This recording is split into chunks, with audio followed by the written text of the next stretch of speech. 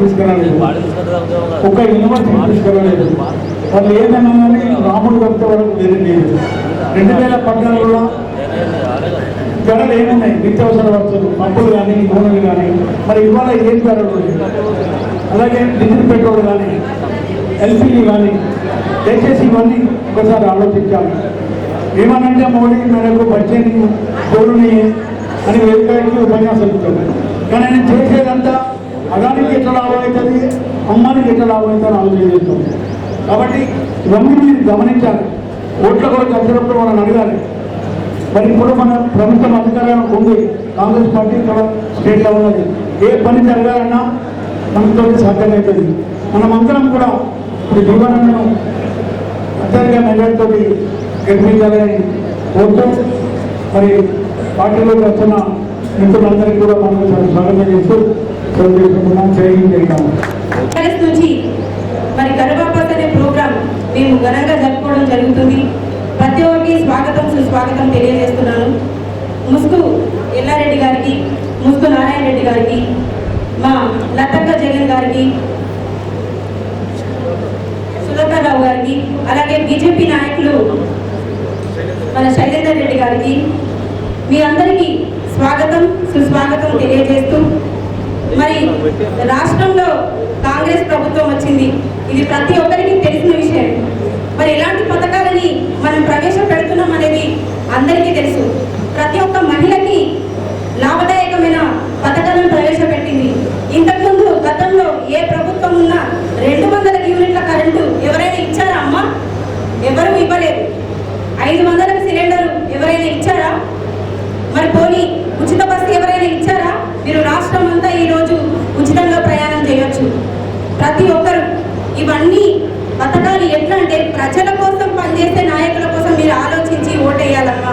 ఎందుకంటే ఈ ప్రభుత్వం ఏదైతుందో మన ప్రజల కోసం మాత్రమే ఆలోచిస్తుంది. పేద ప్రజల కోసం పనిచేసే ప్రభుత్వం కాబట్టి ప్రతి ఒక్కరికి నేను వినియోగం చేసుకుంటున్నాను. ఏంటి అని అంటే ప్రతి ఒక్కరికి ప్రభుత్వం గురించి ఆలోచించండి. మరి ఇక బీజేపీ గురించి మాట్లాడాల్సిన పరిస్థితి వస్తే వందే భారత్ రైలు అని చెప్పేసి ఒక రైలు ప్రారంభించారండి. ఆ రైలు ఓన్లీ అంబానీ యాదాన్ని తిరిగేంత మాత్రమే ఉంటుంది.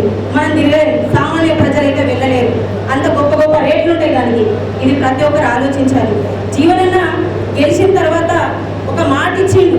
ఏమని? నేను గెలిచిన తర్వాత ఇక్కడి నుంచి నేను తిరుపతి వరకు, ఢిల్లీ వరకు ఇట్లా రైలు ఎక్కిస్తానని చెప్పేసి ఒక ప్రెస్ మీట్లో చెప్తాను.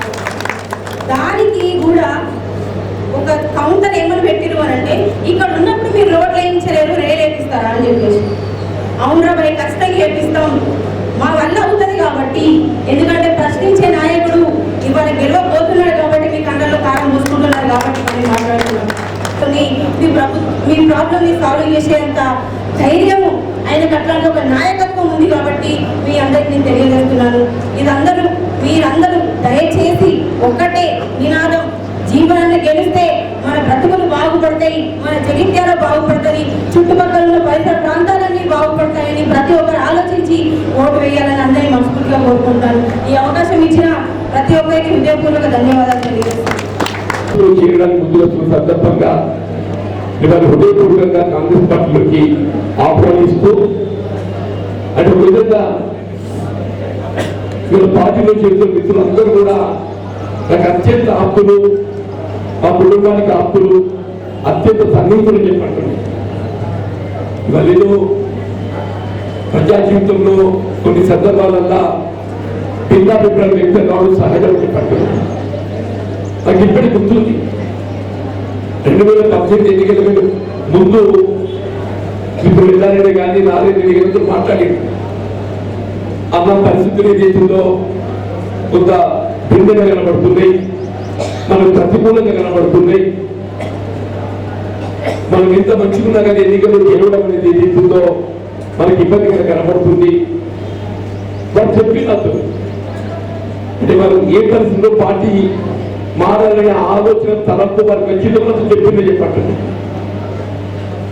అంటే ఒక స్థాయిలో వారు నాతో కూడా అలా మేము పార్టీ మారడం కాదన్నా, మీరు కూడా పార్టీ మాత్రం బాగుంటుంది చెప్పి నాతో కూడా ఉన్నారు చెప్పండి. మీరు వాస్తవం చెప్పండి. సరే అన్నా, నేను జీవితంలో అన్ని చూసింది, నాకు ఇంతకంటే చూసేది ఏం లేదు. సరే గెలిపోవటం అనేది అదృష్టం పెట్టుకుంటే గట్ల అవుతుంది. నా కాంగ్రెస్ పార్టీ అన్ని ఇచ్చింది. ఈ స్థాయిలో ఏదైతుందో నేను ఏదో ఎన్నికలకు ఎన్నుకోరు, నేను పార్టీ మారడం అంటే సమంజసం కాదు అని చెప్పాలి. సరే వాళ్ళు మాత్రం ఏదైతుందో ప్రజాభిప్రాయానికి అనుగుణంగా అంటే ప్రజా నాడి పసిగట్టడం లోపల ఏదైతుందో వారు ఇల్లారెడ్డి గారు కానీ, సుధాకర్ రావు గారు కానీ, ఆర్వి రెడ్డి గారు కానీ, మంత్రులు శైలేందర్ గారి అందరికీ నా మీద అభిమానం, మా కుటుంబానికి ఆపుడే చెప్పండి. మరి ఎక్కడ ఏ పార్టీలో ఉన్నా కానీ ఏదైతుందో వ్యక్తిగతంగా ఏదైతుందో నా మేలు కోరేటటువంటి కుటుంబ సభ్యులు చెప్పాలి. 2018లో నేను ఆశించిన పెద్ద పొందలేదు. నేను 2019లో ఏదైతుందో శాసన మండలి పోటీ చేసే అవకాశం వచ్చింది.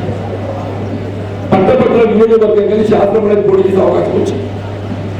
వారు ఎక్కడున్నా కానీ ఏదైతుందో వారు ఉన్నటువంటి అవకాశాన్ని ఏ పార్టీలో ఉన్నప్పటికీ కూడా ఏదైతుందో నా విజయాన్ని కాంక్షించే విధంగా నన్ను సంబంధించిందని చెప్పండి. ఆనాడు ఏదైతుందో నా గెలుపు అంటే నేను కాంగ్రెస్ పార్టీ అభ్యర్థిగా గెలవడం సాధ్యమేది కాదు.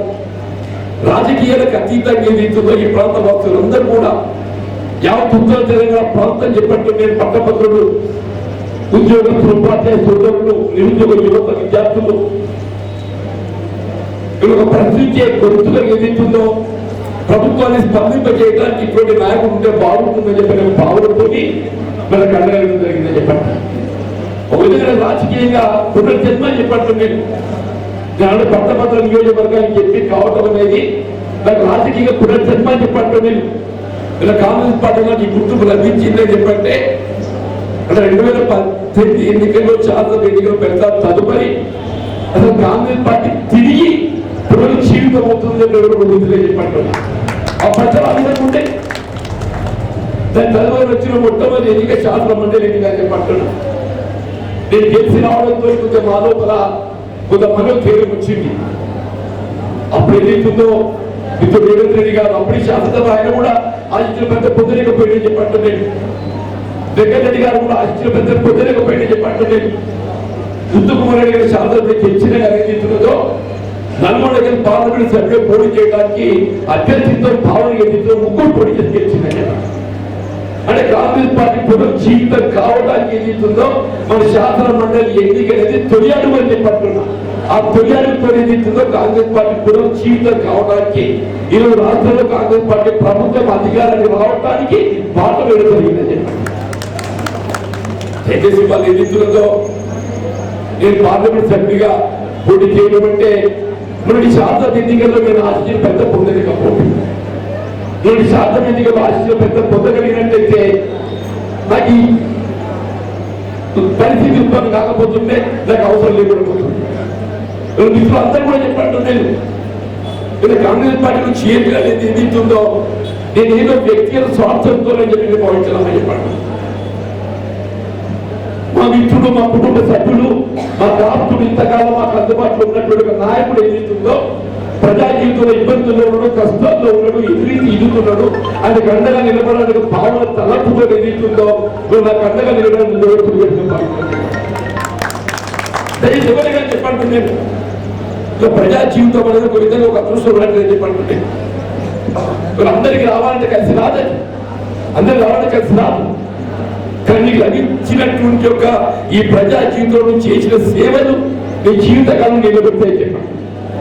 నా సుదీర్ఘ ప్రజా జీవితం 4 దశాబ్దాలు చెప్పంటున్నాను. మరి 4 దశాబ్దాల కాలంలోనే అనేక ఒడిదుడుకులు చూసింది, అనేక ఒడిదుడుకులు చూసిన చెప్పంటున్నాను. కానీ ప్రజల్లో ఏదైతుందో ఒక స్థిరమైనటువంటి ఒక నాయకుడు నిలబడిపోయినా చెప్పంటున్నాను. ఒక స్థిరమైన ఒక నాయకుడు నిలబడిపోయినా చెప్పంటున్నాడు. ప్రజా జీవితంలో 2 రకాల మనం ప్రాధాన్యత ఉంటాయి చెప్పండి. ఒకటి వ్యక్తిగతంగా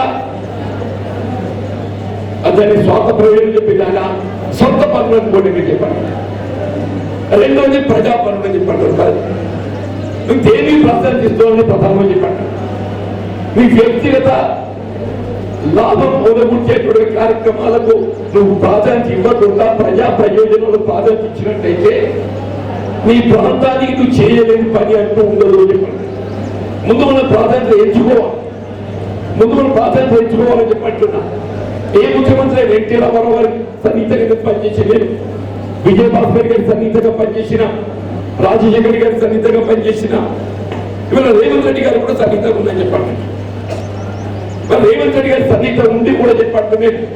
ఇప్పుడు మా మిత్రుడు మహేష్ పేర్కొన్నాడు, మన జగిత్యాల రూరల్ మండలం కానీ జగిత్యాల మున్సిపల్ కానీ వాటిలో ఈ 2 స్థానాలు కూడా బలహీన వర్గాలకు రిజర్వ్ చేయబడ్డ స్థానాలు చెప్పండి. మళ్ళీ స్థానిక సంస్థల ఎన్నికలు ఎన్నుకోబడితే ఈ 2 స్థానాలు బలహీన వర్గాలకు కేటాయింపు చేయబడే అవకాశం లేదు. మళ్ళీ ఏం జనరల్కి వస్తాయా లేక ఇతరులకు ఎవరికి వస్తాయో తెలియదని చెప్పంటున్నాను. మరి అటువంటి బలహీన వర్గాలకు కేటాయింపు చేయబడ్డ స్థానాలు బలహీన వర్గాలకే భర్తీ చేయించవలసినటువంటి ఆవశ్యకత ఉన్నది. కానీ కొన్ని చట్టంలో ఉన్న లోసులు సరిచేయాలి. ఆ చట్టంలో లోసులను దీంతో సరిచేయడానికి ప్రభుత్వ దృష్టికి తీసుకెళ్ళాలి.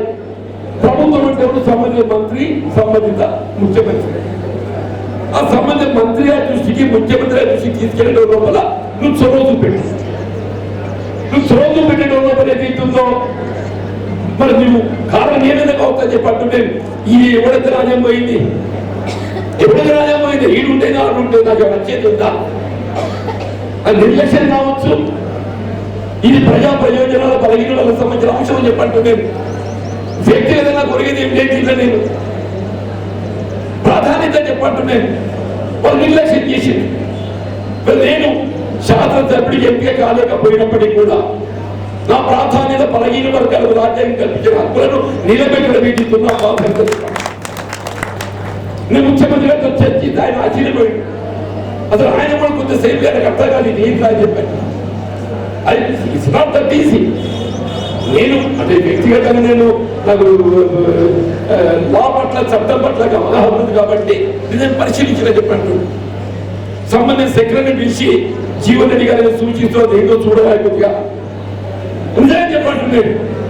నేను ఆయన 10 నిమిషాలు సంజాయించిన ఇది ఆయన ఇది ఏ కార్యక్రమం కానివ్వండి చెప్పండి. నేను వీళ్ళు ప్రజాప్రతినిధిగా పార్లమెంట్ పోటీ చేసి సంకల్పిస్తున్నాను చెప్పంటే నా సుదీర్ఘ ప్రజా జీవితం అనుభవాన్ని భవిష్యత్తు 4 సంవత్సరాలు ఏదైతుందో ప్రజలకు అండగా ఉండి నిజామాబాద్ పార్లమెంట్ నియోజకవర్గం జాతీయ స్థాయిలో గుర్తింపొచ్చే జాతీయ గుర్తింపొచ్చే విధంగా చెప్పి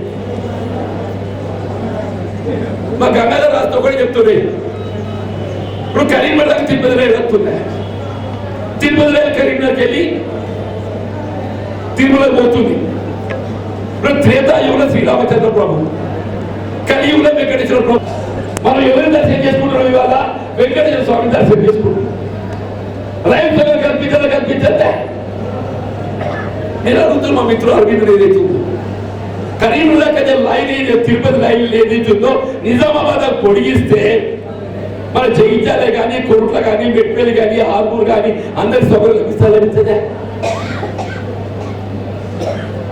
నేను ముంబై రైలు సంగతి తప్పింది. ముంబై రైలు ఏదైతుందో నిజామాబాద్ కరీంనగర్ పొడిగిస్తుంది. సంతోషం. మన జగిత్యాల హార్దింగ్ లేదు చెప్తాను హార్దింగ్. మరి అదేదో నాకు అర్థం కాదే. నేను చెప్తున్నాను ఆయన జూన్ 4 నాడు ఎన్నికల ఫలితాలు రాబోతున్నాయి. నేను జూన్ చివరిలోగా తిరుపతి రైలు ఏదైతుందో నిజామాబాద్ దాకా ఎక్స్ప్రెస్ పొడిగింపజేయబడే విధంగా, ముంబై రైలు ఏదైతుందో జగిత్యాల హార్దింగ్ లింగంపేట పెట్టే విధంగా ఏదైతుందో నేను కార్యక్రమం అమలు చేస్తాను. మా మిత్రులు అరవింద్ పరిచయం నాకు తెస్తలేదా? రాష్ట్ర పరిధిలోనే నీ చేతులు లేదు. ఈ 2 కేంద్ర ప్రభుత్వ పరిధిలోని కదా, ఈ 2 కేంద్ర ప్రభుత్వ పరిధిలోని కదా. దయచేసి ఆలోచించండి నేను చెప్పంటున్నాను. దయచేసి ఆలోచించండి నేను చెప్పంటున్నాను. వాళ్ళు ఏదైతుందో నిజంగా మా మిత్రులు తిరిగి ఏదైతుందో నాకు అండగా నిలబడే విధంగా మరి ముందుకు రావడం మరి హృదయపూర్వకంగా ధన్యవాదాలు. అంటే ఎవరైనా మనిషి కష్టకాలంలో ఉన్నప్పుడు అండ కావాలి, ఓదార్పు కావాలి. మనిషికి ఎప్పుడు ఓదార్పు కావాలి? మనిషి ఆపదలు ఉన్నప్పుడు ఓదార్పు కావాలి. వీళ్ళు వాళ్ళందరూ ఏమనుకుంటున్నాం? పాపం జీవన్ రెడ్డి మనోడు, మనకు ఆప్తుడు, సరే రాజకీయం విభేదించినాం, 18 గెలుస్తా అని చెప్పి ఏదో బాగా ఉరికిండు. వాడు ఒక్కడు ఉరికిండు కానీ అంత శాతగా లేడు. మరి ఇప్పుడే మనం అండగా నిలబడదామని చెప్పిన తోడొచ్చు మంచిదే కదా. స్వాధీంచాలి. దయచేసి అందరూ కూడా కలిసి పని చేద్దాం. ఎవరి ప్రాధాన్యత మారుకుంటుంది. రాజకీయ రెండు రకాలు, ఒకటి క్రమశిక్షణ, రెండోది ప్రజానాడి పసిగట్టడం. ఒకటి క్రమశిక్షణ, గెలుపు ఓటమికి సంబంధం లేకుండా పార్టీ క్రమశిక్షణ. రెండోది ప్రజానాడి పసిగట్టడం. ఇప్పుడు ప్రజాభిప్రాయం తీర్పు ఏదైతుందో భిన్నంగా రాబోతుందో తెలిసినప్పుడు ఏదైతుందో మరి క్రమశిక్షణ ఏం చెప్తుంది? నాలాంటి అయితే అన్ని చూసినా ఇలా ప్రజలు ఎట్టుంటే ఉందిరా మొండి కొట్టాలంత దగ్గరే కొట్లాడుతుంది. వీళ్ళేది ప్రజాభిప్రాయాన్ని ప్రజానాడిని పసిగడుతుందని చెప్పారు. ప్రజానాడిని పసిగట్టే ఏదైతుందో ప్రజానాడి ఏదైతుందో ఏ ఉద్యమ ఆకాంక్ష నెరవేర్చాలని మీరు భావించిండ్రో ఆ ఉద్యమ ఆకాంక్ష నెరవేర్చడం ఏదైతుందో కేసీఆర్ వైఫల్యం చెందిండు. కేవలం కుటుంబ ప్రయోజనాలు మాత్రమే ప్రాధాన్యత ఇచ్చిండు. ఇవాళ ఏదైతుందో కుటుంబ ప్రయోజనాలు కాదు, ఈ రాష్ట్ర ప్రయోజనాలను పాటుపడే ఒక రాజకీయ పార్టీ కాంగ్రెస్ పార్టీ భావంతో నింపుతుందో కాంగ్రెస్ పార్టీ. దయచేసి మా మిత్రులకు మరొకసారి ధన్యవాదాలు చెప్తూ, మరి ఆడబిడ్డలు నిజంగా మీకు అందరికీ ఉన్నబెట్టు తల్లి అందరూ మీ చేతుల్లో బతుకు. అందరూ మొగోడు తాగియో తడిపో ఆఖరికి తేవాటు చేస్తారు. మీరు తాగరు తడుపు ఓటు మాత్రం చక్కగా ఉన్న ఊరు ఉంటుందమ్మా. ఉన్న ఊరు నుండి ఆపది సంపదలు అక్కడికి రెండు ఏం చూస్తారు? ఆపదిల సంపదలు అక్కడికి రెండు ఉంటుందని చెప్పండి. సత్కరించి కాంగ్రెస్ పార్టీలోకి ఆహ్వానించాల్సిందిగా అన్న జీవన్ రెడ్డి గారిని కోరుతూ, అదేవిధంగా doctor Shailender Reddy state council of member of BJP వారికి కూడా స్వాగతం సుస్వాగతం. అదేవిధంగా ఉస్కు నారాయణ రెడ్డి గారు 19వ వార్డు కౌన్సిలర్ గారు వారిని కూడా బద్దం లతా జగన్మోహన్ రెడ్డి గారిని వారిని కావాల్సిందిగా కోరుతా ఉన్నాం.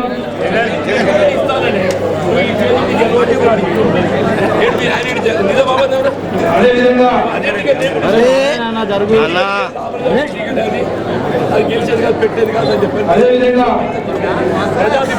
ముస్కు శ్రీపాల్ రెడ్డి గారు,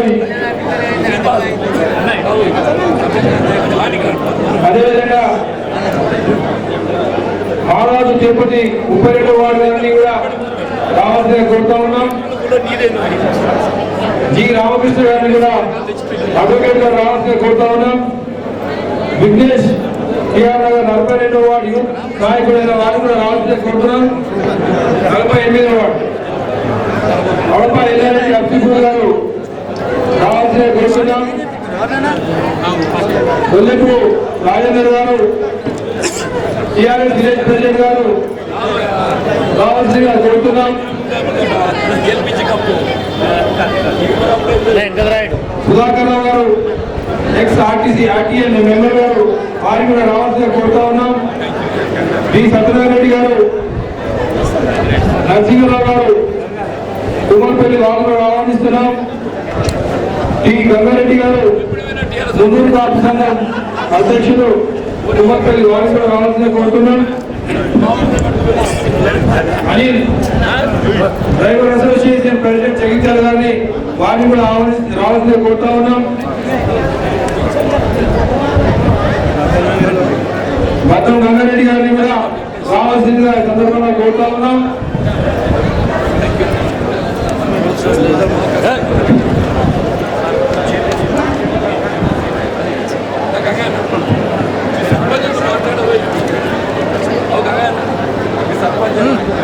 రెండవ వార్డు సంబంధించినటువంటి ఈరోజు కాంగ్రెస్ పార్టీ చేరుతున్నటువంటి అంజలి గారు, స్వరూప గారు, రజిత గారు, పుష్ప గారు, రజని గారు, శృతి గారు, విజయ్ కుమార్ గారు, రాధా మరియు రజిత గారు అందరినీ కూడా రావాల్సిందిగా కోరుతా ఉన్నాం. అదేవిధంగా రెండవ వార్డుకు సంబంధించినటువంటి శివకుమార్ గారు, కొండ గంగారాం గారు, భీష్మ, సీతారాం, సత్యనారాయణ గారు, గురువు గారు, సంతోష్ గారు, రజిత గారు, రమేష్ గారు,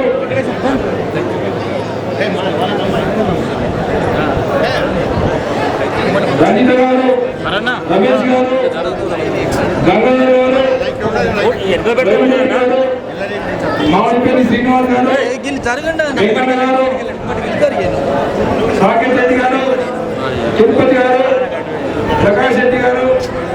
మార్కెట్ రెడ్డి గారు మరి తిరుపతి గారు వీళ్ళందరి పార్టీకి సంబంధించినటువంటి వారి కౌన్సిలర్ గారి ఆధ్వర్యంలో ఈరోజు కాంగ్రెస్ పార్టీ చేరుతున్న సందర్భంగా వారికి స్వాగతం సుస్వాగతం పలుకుతూ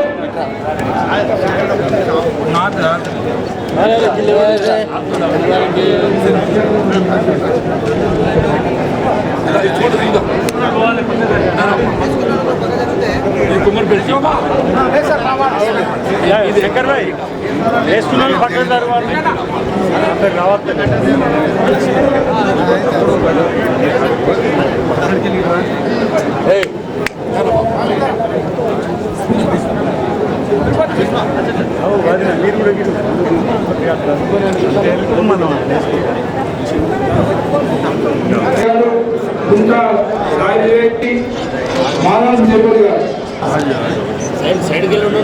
అందరిలో నుంచి ఆదిరెడ్డి గారు రావాల్సిన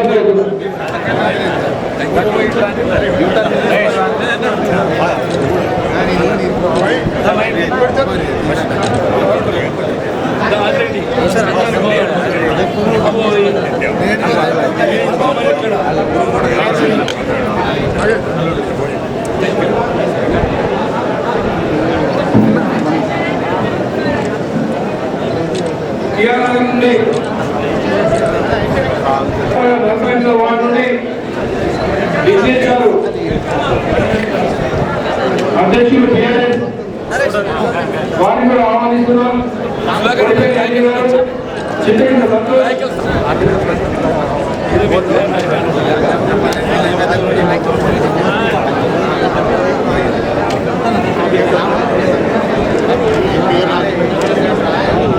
కుందర్పల్లి గ్రామం నుండి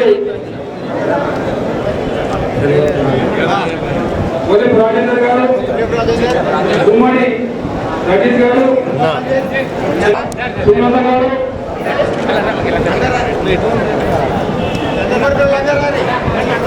సంగనపల్లి సుమలత టీఆర్ఎస్ గారు, బోలి రాధ గారు, సూర్యాడి సావిత్రి, అశోక్ గారు, బోలి గారు, బోలి లక్ష్మణ్ గారు, బోలి జనజ గారు, బోలి జనజ గారు, సంఖ్య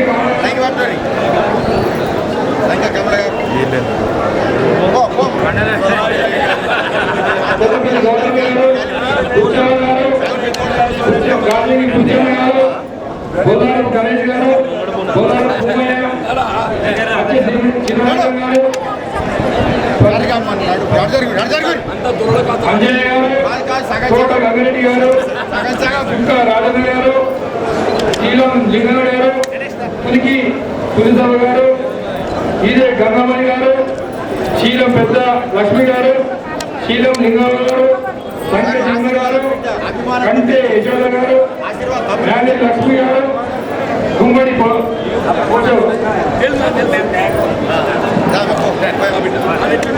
సుశీల, వడ్డూరి దుబ్బవ, సన్నపల్లి సుష్మా,